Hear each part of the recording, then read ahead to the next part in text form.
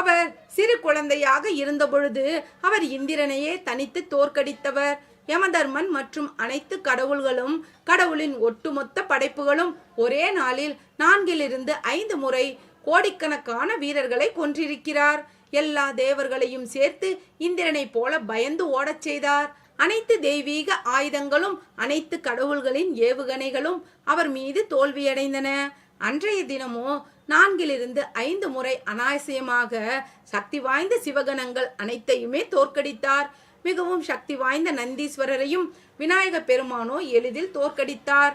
அவர் அனைத்து 8 சித்திகளிலும், அதாவது இயற்கைக்கு அப்பாற்பட்ட சக்திகளுக்கு இவற்றிற்கிடையே மேலானவர் மற்றும் அருளாளர். விநாயக பெருமானின் உடல் வலிமையோ எல்லையற்றது. அவர் ஒருமுறை பரமேஸ்வர மகாதேவரின் கரத்தில் பலமாக அடித்ததால் மகாதேவனின் கையில் இருக்கும் திரிசூலமும் பினாகா வில்லும் தரையில் விழுந்தது.